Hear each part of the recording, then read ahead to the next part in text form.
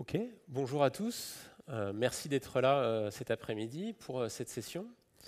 Moi ce matin, j'avoue que j'ai eu un peu peur de ne pas être là. J'étais dans un TGV qui venait de Paris et puis qui avait un peu de retard à cause de marcassins sur la voie. Ça m'a laissé le temps un peu de fouiner sur Twitter, de regarder mon fil Twitter et je suis tombé sur un article de Matassi d'InfoWorld qui parlait de serverless et du vendor locked-in. Et je trouvais que c'était fort à propos cet article par rapport à la session que je voulais vous faire cet après-midi. En gros, il disait que il y a plein de formes de vendor locked-in. De toute façon, quelle que soit la décision qu'on prend en informatique, on choisit d'une certaine manière un peu de vendor locked-in. Et il expliquait que les dernières données de Datadog, ils ont sorti des données autour de l'utilisation des technos serverless, quel que soit le cloud provider. Les clients utilisaient de plus en plus le serverless. Et donc finalement que le vendor locked-in dont tout le monde parle à propos du serverless, les clients s'en fichaient un peu. Et c'est vrai que moi c'est un sujet, alors moi je vais me présenter quand même, je m'appelle François Bouteruche, je suis senior développeur advocate chez AWS, je suis un ancien de chez Microsoft, j'étais Microsoft MVP, je suis un développeur .NET depuis 15 ans, je fais du cloud depuis 7 ans. Et c'est vrai que j'utilisais pas mal le serverless et j'ai toujours entendu cette petite musique, quel que soit le contexte, du vendor locked-in. Ah, quand on fait du serverless, il y a du vendor locked-in, il faut faire attention et ça nous emmène à faire tout un tas de choses pour éviter le vendor locked-in qu'on croit exister. Et en tant que développeur .NET, en tant que développeur, je me suis toujours demandé, mais est-ce que ça existe vraiment le vendor locked-in finalement quand on développe? Ou est-ce que c'est finalement qu'une question de bonnes pratiques de développement? Et là, récemment, j'ai eu l'occasion, sur un cas concret, de me poser la question et de mettre un peu les mains dans le cambouis pour aider un client qui est venu nous voir à migrer une application serverless d'Azure vers AWS. Donc, je vais présenter un petit peu le contexte du client. Je ne peux pas nommer le client, je peux présenter rapidement le contexte pour vous donner les grandes lignes.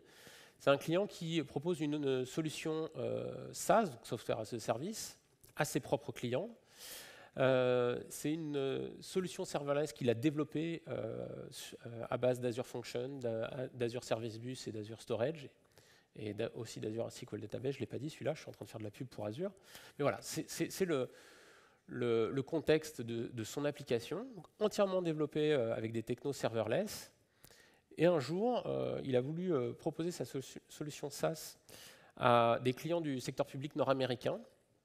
Ces clients du secteur public nord-américain lui ont posé une exigence de conformité. Alors, ne me demandez pas les détails, je ne les ai pas, mais voilà, il m'a expliqué le contexte, c'était ça. L'exigence de conformité de ses clients, c'était que sa solution devait être déployée sur AWS. Et là, effectivement, il s'est retrouvé un peu embêté en se disant « Bah ouais, mais moi j'ai tout développé sur Azure avec des services serverless, comment je fais pour déployer ma solution sur AWS ?» Donc il est venu nous voir et donc moi en tant qu'expert .NET, j'ai travaillé un petit peu avec ses équipes parce que la solution était développée en .NET. Mais j'aurais presque tendance à dire que pour la suite, le fait que ce soit en .NET, ça va être un peu anecdotique, sauf pour les démos de code, mais sur la philosophie, c'est un peu anecdotique.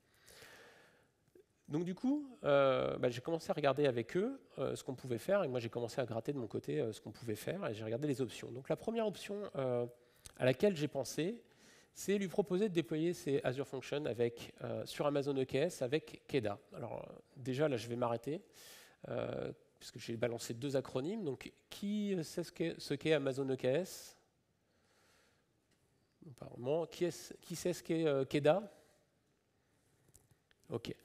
Donc, je vais exprimer un petit peu ce que c'est. Donc, Amazon EKS, qu'est-ce que c'est? C'est un cluster Kubernetes managé sur AWS.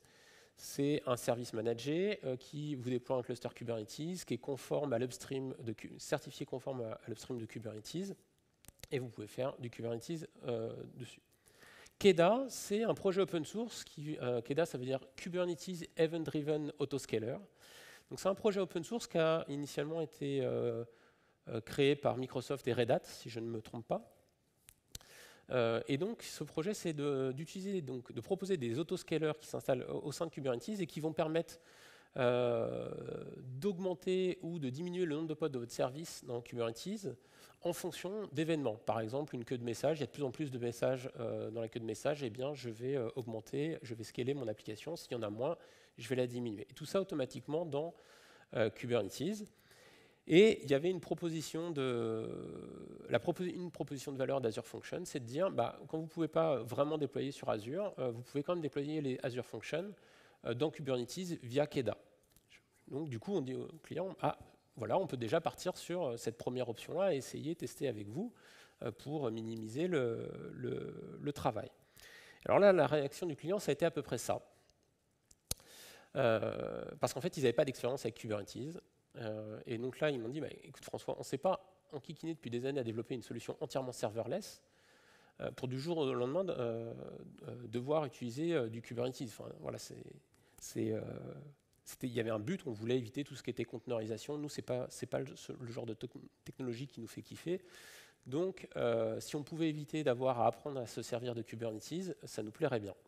Alors en plus, quand je leur ai expliqué que out of the box, il n'y a pas d'autoscaler HTTP avec KEDA, il faut en plus installer Prometheus, donc qui est une solution de monitoring des métriques pour avoir l'autoscaling sur les requêtes HTTP. Bon, là, c'était définitif.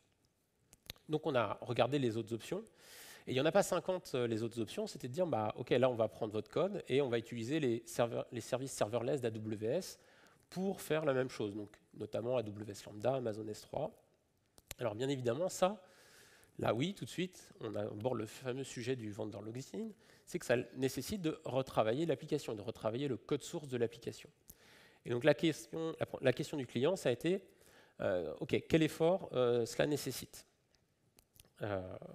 Donc c'est ce à quoi je vais essayer de répondre dans la suite du talk. Quel effort cela nécessite? Alors avant d'aller un peu plus loin, je vois ça, est-ce qu'il y a des gens qui connaissent un peu, qui sont un peu familiers avec Azure Function? Pas trop? Oui, là des gens.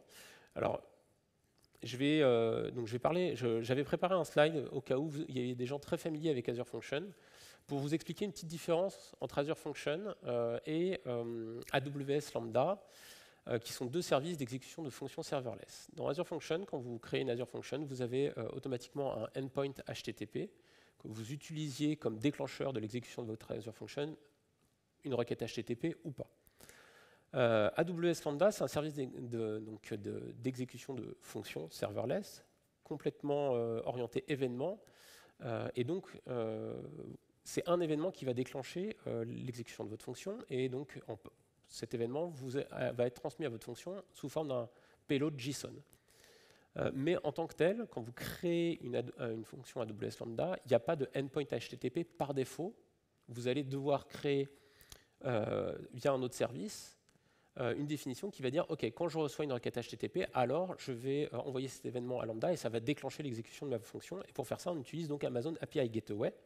Et dans API Gateway, on va dire, sur le chemin, par exemple, client list, eh bien, quand je reçois une requête get, je vais déclencher une fonction lambda, et sur d'autres chemins, c'est peut-être d'autres fonctions lambda que je vais déclencher, et je vais me retrouver avec des fonctions lambda hyper spécialisées pour traiter un type de requête HTTP. Voilà, rapidement, je ne vais pas m'étendre plus loin. Ça, c'était pour ceux qui connaissaient un peu Azure Function éventuellement avant. Une petite différence entre les deux services d'un côté ou de l'autre. Donc maintenant, on va regarder un peu dans le code à quoi ça correspond, parce que c'est ça que je veux illustrer aujourd'hui. Donc je vais aller dans Visual Studio, qui est l'IDE qui a été utilisé par le client. Est-ce que vous voyez correctement ou est-ce que je zoome un peu? Je zoome un peu? Allez, je zoome un peu. Donc là, ici, c'est un projet Visual Studio avec dedans une Azure Function. OK? Et là, bien évidemment, ce n'est pas le code source du client.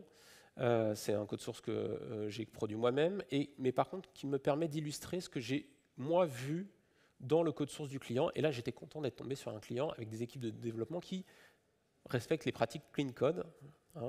Voilà. C'est que ça, c'est le code qui déclare une Azure Function. Donc, vous avez le nom de donc vous avez une méthode C#. C'est une méthode et qui est décorée avec des attributs. Donc ici, l'attribut function name qui va définir le nom de votre Azure Function. l'attribut queryString parameter qui va définir quels sont les types de paramètres que prend votre Azure Function. Et à l'intérieur, vous avez le code. Et là, je me suis aperçu que le client avait respecté les bonnes pratiques de développement, c'est qu'il sépare les responsabilités et les sujets. C'est qu'ici, finalement,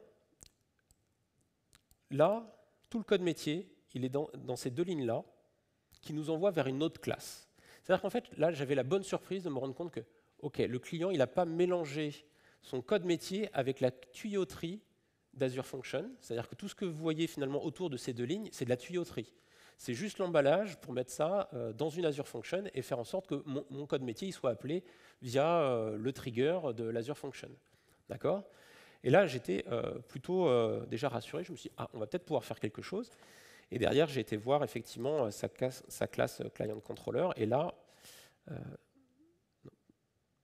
Client Service, pardon. Sa classe Client Service, excusez-moi. Et donc là, mon code est complètement bidon. Mais ce que je me suis rendu compte dans cette classe-là, c'est qu'il n'y avait vraiment aucune dépendance à des librairies liées à Azure Function et tout ça. Et donc là, je ne vous cache pas qu'à ce moment-là, je respire un peu, je me suis dit, OK, on va vraiment pouvoir aider le client, on va pouvoir faire quelque chose. Et donc à ce moment-là, j'ai dit au client, bah, OK, on va regarder ensemble comment on peut prendre ce code et puis le porter. Donc c'est ce que je vais faire avec vous. Donc je vais créer un nouveau projet dans Visual Studio. Donc moi, dans Visual Studio, j'ai rajouté l'extension AWS Toolkit pour Visual Studio. Donc c'est une extension qui rajoute un certain nombre d'outils dans Visual Studio pour interagir avec les services AWS, mais aussi des modèles de projets. Donc là, j'ai des modèles de projets pour créer des projets AWS Lambda ou des projets d'applications serverless AWS. Donc je vais en créer un. Je vais lui donner un petit nom. Je mets dans le répertoire live. Hop.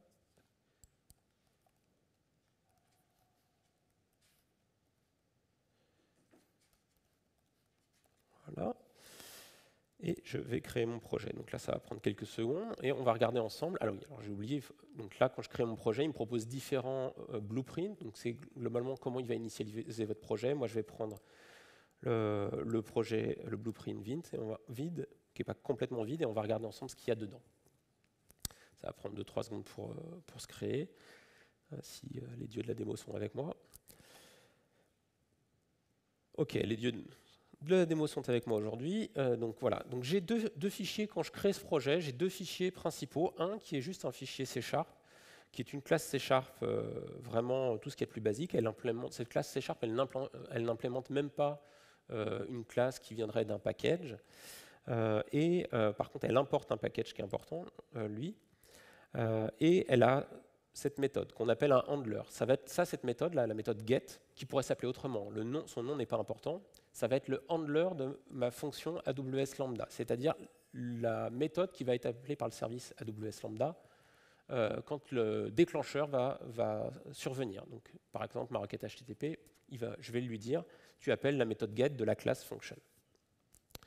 Et donc ici, je vous disais qu'on transmet un payload JSON à la fonction, donc avec les paramètres de la requête. Et bien quand c'est API Gateway qui appelle parce qu'il y a une requête HTTP, qu'est-ce qu'on met dans ce payload JSON? Eh bien on met tous les paramètres de la requête HTTP, comme ça on a toutes les infos. Et en C#, avec le SDK, on vous a fourni déjà ce qu'on appelle un lambda serializer et des objets C# qui vous permettent d'interagir avec l'objet JSON, donc qui vous serialise directement l'objet JSON dans un objet C# que vous pouvez utiliser directement. Et ça, on fait ça pareil dans d'autres langages. Donc voilà, et donc ça c'est ma tuyauterie finalement, ça c'est ma tuyauterie lambda, un peu différente de celle d'Azure Function, mais finalement pas tellement. La différence ici, c'est que je n'ai pas d'attribut, donc je n'ai pas encore dit quel était le nom de ma fonction lambda et comment elle était appelée, par quel trigger elle était appelée. Nous, on ne le fait pas à travers le code, on le fait avec un fichier AWS SAM, donc Serverless Application Model, donc qui est un fichier ici YAML, dans lequel je vais définir les ressources, donc les services AWS que je veux déployer. Donc ici, je vais dire, je veux que tu me déploies une ressource dont le nom logique s'appelle get et de type serverless function. Donc je veux dire que c'est une fonction serverless. Et le handler, donc la méthode que je veux que tu utilise quand cette fonction doit s'exécuter, eh bien c'est la méthode get qu'il y a dans ma classe function, dans mon namespace devf Strasbourg live, dans mon assembly devf Strasbourg live. Et donc ça, si on était en Node.js ou si on était en Python ou si on était dans un autre langage, on mettrait le nom de la méthode en JavaScript ou le nom de la méthode en Python, enfin, en fonction du langage. Derrière, on définit le runtime, donc ici .NET Core 3.1. La mémoire allouée à ma fonction, 256 mégaoctets ici. Le timeout, donc ici 30 secondes, au maximum sur Lambda c'est 15 minutes. Donc c'est très adapté pour le traitement de requêtes HTTP, c'est pas fait pour des traitements longs. Au-delà de 15 minutes, ça coupera l'exécution de votre fonction. Et voilà la partie qui est aussi importante, c'est la partie events. Donc c'est la partie où je vais définir quels sont les déclencheurs qui vont lancer l'exécution de ma fonction. Et donc ici, avec finalement, je vais dire le déclencheur, il est de type API, donc automatiquement AWS va savoir qu'il doit me créer une ressource API Gateway, et je dis sur le pass route ici, si j'appelle la méthode get, eh bien tu déclenches l'exécution. Alors nous, tout à l'heure, ce qu'on a vu, que c'était sur le pass client/list. Je crois que si je regarde de l'autre côté, il y avait même un S à client et il y avait même le numéro de version. Donc on va carrément prendre ça. Voilà, et le copier-coller ici, comme ça on aura exactement le même comportement. Voilà. Donc là j'ai finalement le temps, j'ai la coquille qui est prête. Maintenant il faut que je remette le code métier. Donc eh bien, je vais être assez brutal, juste pour vous montrer que finalement quand on a fait les choses correctement, ça peut marcher. Je vais être assez brutal, je vais copier tout ça là, directement dans mon autre projet. Hop, je suis pas dans le bon. Hop là. Voilà, de manière assez brutale. Je vais changer les namespaces pour être cohérent.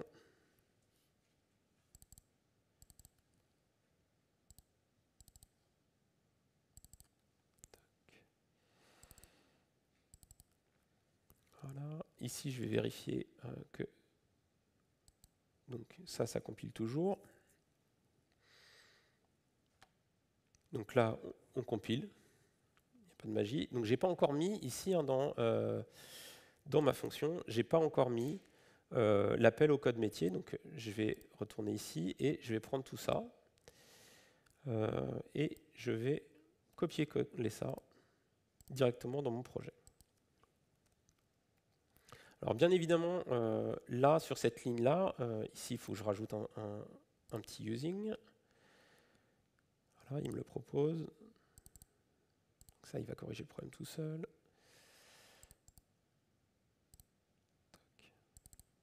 Pareil ici.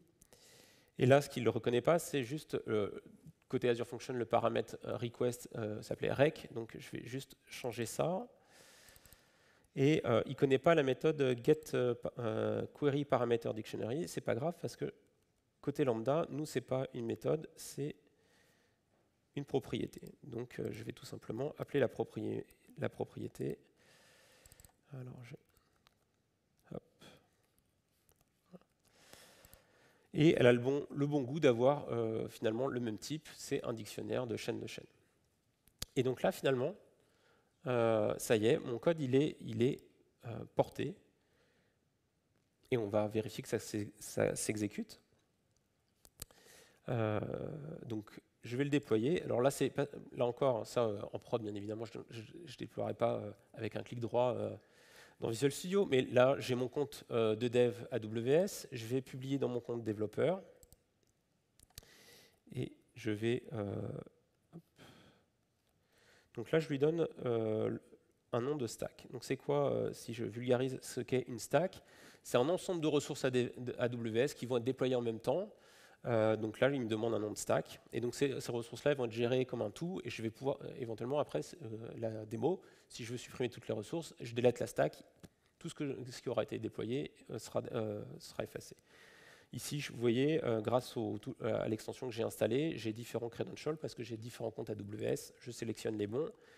Je clique sur Publish et ça y est, c'est parti. Là, il me prend mon code, il prend la définition de ressources que j'ai mis dans le fichier serverless.template et il est en train de me publier mon application serverless.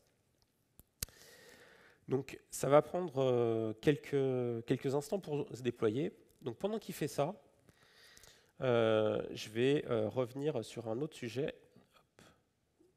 Ouais, j'ai le temps d'en parler. Donc là, il déploie, ça va prendre quelques dizaines de secondes.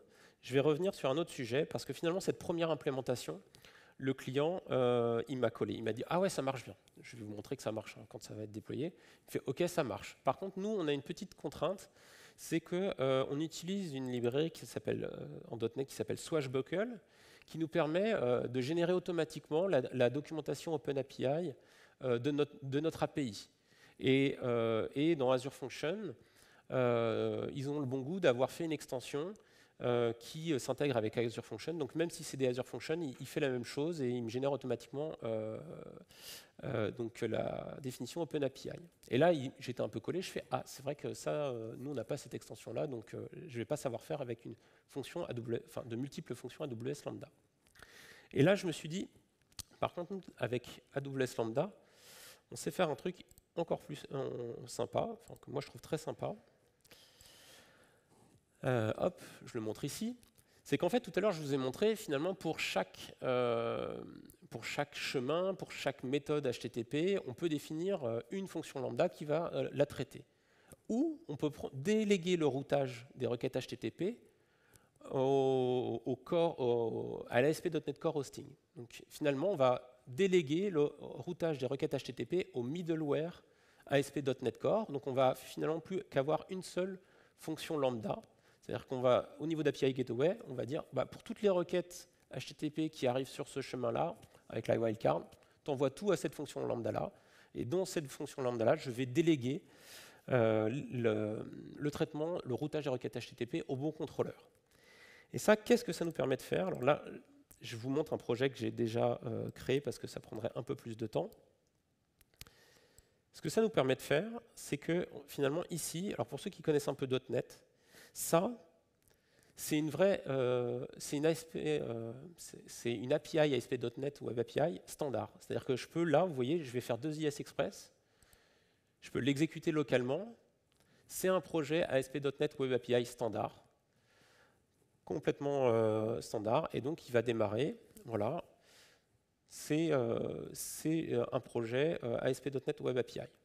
Et ce qu'on fait, c'est qu'on rajoute une classe qui s'appelle le lambda, qui pourrait s'appeler autrement. On appelle en général par convention lambda entry point. Et cette classe-là, elle va être utilisée uniquement quand on prend notre application ASP.NET Web API et qu'on la déploie dans une lambda. Et ça va faire l'intégration de notre ASP.NET Core Web API avec lambda.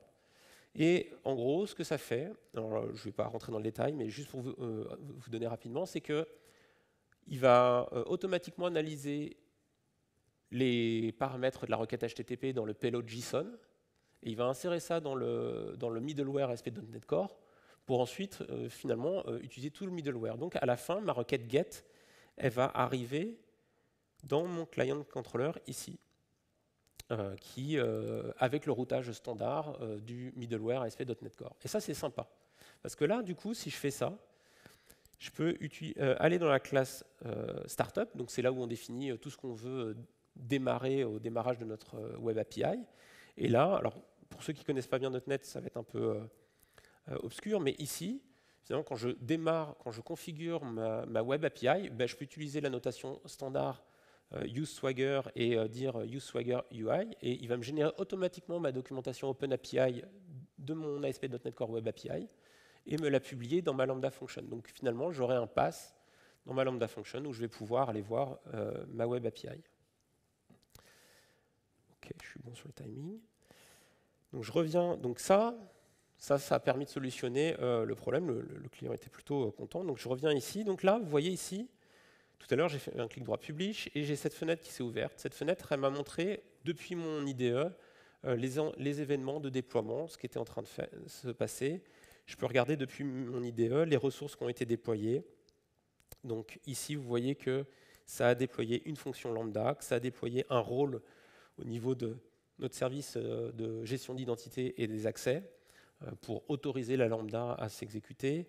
Ça a déployé des permissions. Ça a déployé donc, une REST API au niveau d'API Gateway, donc le service. Vous voyez, finalement, avec la toute petite notation que je vous ai montrée dans le fichier serverless.template, ça a déployé pas mal de services pour vous et pour moi dans mon compte Azure, dans mon compte AWS. Je finis par me...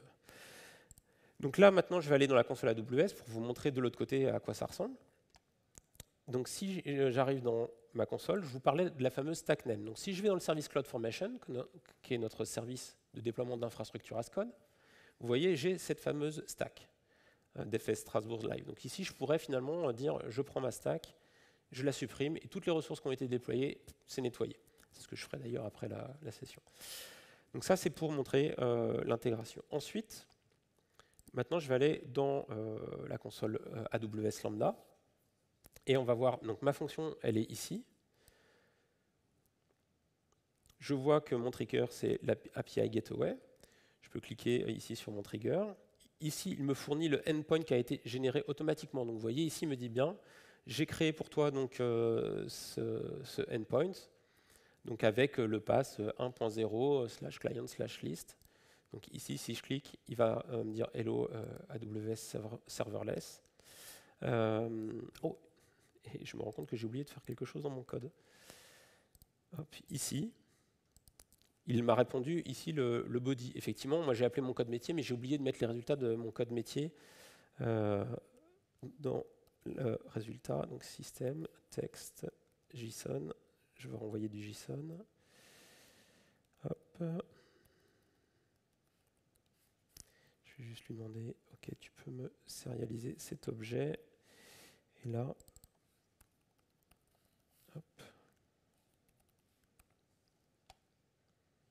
Voilà, donc je rebuild.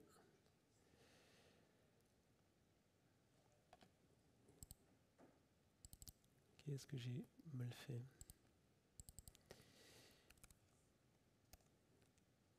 Oui, c'est normal, ça c'est la classe. Si j'oublie de mettre le nom de la méthode, ça ne va pas marcher.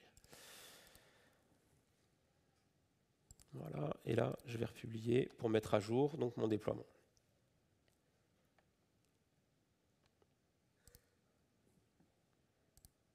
Je suis en 4G. Je suis en 4G. Donc là, il va mettre à jour. Donc pendant ce temps-là, donc juste pour vous montrer que ce qui est sympa aussi, c'est que de manière assez directe, tout ça c'est intégré dans les services AWS. Donc si je veux voir les logs d'exécution de ma fonction, je peux aller dans mon service directement depuis ma console AWS. Je vais dans mon service CloudWatch Log. Je retrouve les log streams associés à mon AWS Function. Et donc vous voyez ici, j'ai les logs, j'ai le get request. Le get request, il correspond à quoi?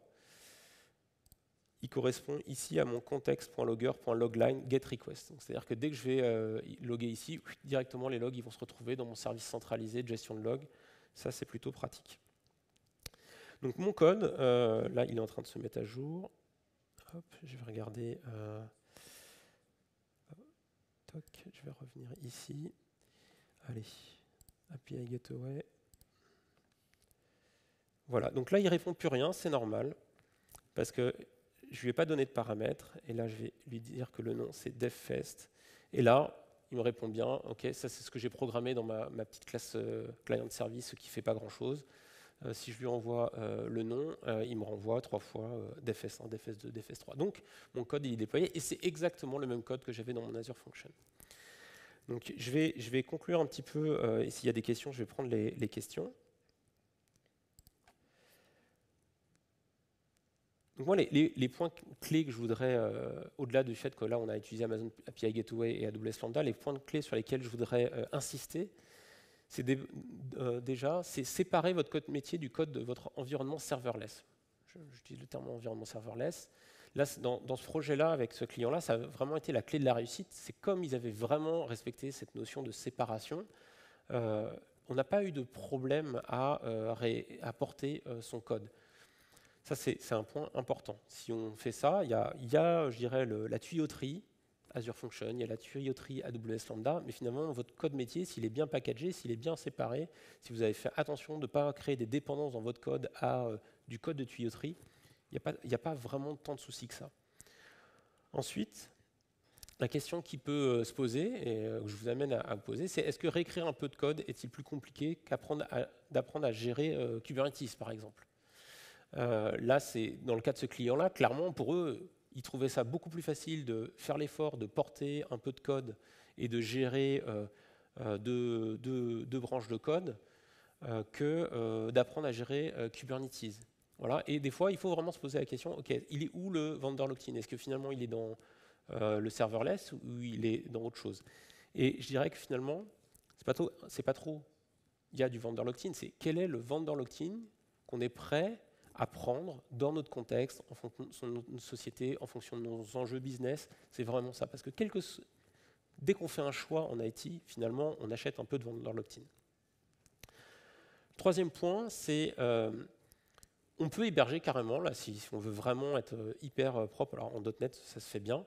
Si on veut héberger une application ASP.NET Core directement sur AWS Lambda, eh bien là, c'est une alternative. Et là, alors là, il n'y a plus de vendor lock-in, c'est que vous avez vu mon application, j'ai pu la lancer en local, héberger dans 2IS Express, ça marchait, et derrière, ça marche aussi dans Lambda. Et enfin, ça c'est juste pour conclure, vous pouvez retrouver le code source des exemples un peu plus, parce qu'avec le client, on a été un petit peu plus loin. Là, je vous ai juste montré l'intégration avec des requêtes HTTP, mais j'ai dans le code, les exemples de code, j'ai aussi, voilà, il y avait par exemple l'exécution d'Azure Function quand il y avait un fichier qui arrivait sur Azure Storage. Eh bien, comment on fait ça avec Lambda et Amazon S3? Enfin, il y a tout un tas d'exemples supplémentaires pour l'aider à porter. C'était pareil aussi avec les Azure Service Bus. J'ai un message qui arrive dans ma queue Service Bus. Comment je réécris ça avec SQS ou Amazon MQ et AWS Lambda? Voilà pour ce que je voulais vous montrer. Et donc, je réinsiste sur ce point important.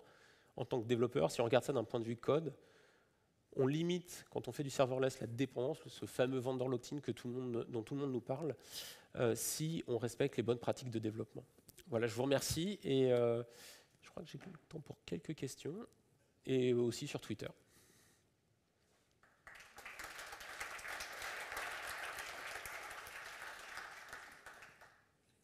Est-ce qu'il y a des questions ?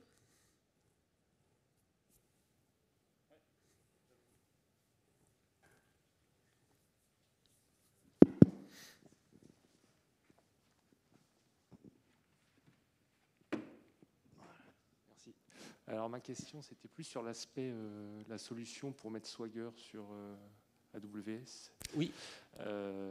Du coup, vous avez choisi de mettre la web app, déployer la web app sur une lambda. Ouais. Que je comprenne bien. Du coup, à chaque sollicitation de la lambda, il y a la web app qui va redémarrer à chaque fois. Alors, ça dépend de ça dépend. Parce que de ce qu'on parle, c'est soit on parle du call start. Oui. C'est-à-dire qu'une lambda, effectivement, c'est un conteneur d'exécution. Si ton application elle est complètement arrêtée, c'est-à-dire que ça fait un moment que tu n'as pas reçu de requête, là, tu n'as plus aucun conteneur d'exécution qui est prêt. Donc là, tu vas avoir le fameux call start, c'est-à-dire qu'on va monter et tu vas avoir, lors du premier call, tu vas avoir effectivement, quand tu fais des langages comme .NET ou Java, où il y a le JIT, tu vas avoir un petit temps tu vas avoir un temps de réponse plus long parce qu'il y a toute la compilation de JIT qui se passe.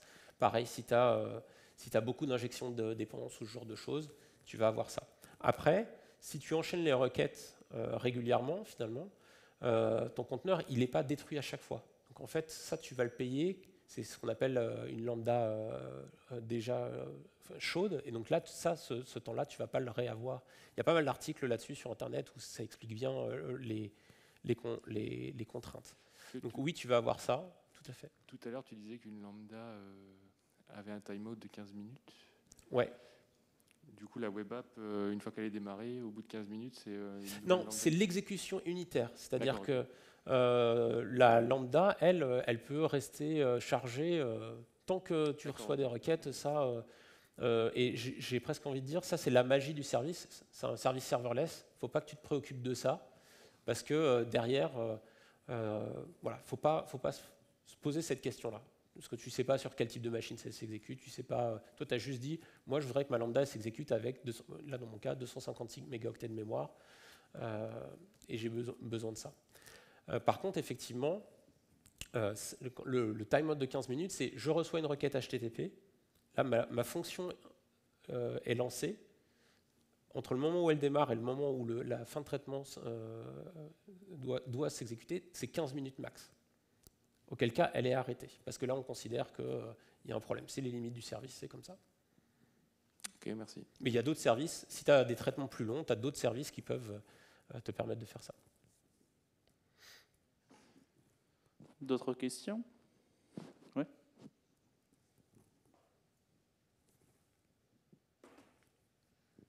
Et du coup, le client, comment il faisait pour gérer la partie donc, Azure et AWS en parallèle, on va dire, parce que j'imagine qu'il avait d'autres...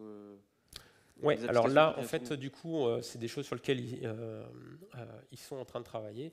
Donc effectivement, là, quand on fait ça, ça veut dire que le code métier à ce moment-là, ils avaient bien fait la séparation, mais par exemple, il y avait quand même encore des choses qui étaient dans les mêmes projets. Donc ils ont commencé à prendre ce code métier et à le mettre dans des librairies séparées, donc juste splitter sous forme de librairie, de mettre leur librairie dans un repo NuGet, d'accord, et d'avoir après deux projets, je dirais, de packaging, un avec la tuyauterie Azure Function, l'autre avec la tuyauterie AWS Lambda, et qui, eux, venaient consommer ces packages NuGet. Et c'est comme ça qu'ils ont mis ça en place. Effectivement, par contre, pour réussir ça, ça demande un retravail sur la chaîne de CI/CD pour le packaging. Ça, on est tout à fait d'accord. Ok, du coup, ça ressemble un peu à ce qu'on peut faire en mobile, par exemple, avec une appli Android et une autre iOS. Tout à fait. On est sur les mêmes mécanismes, tout à fait.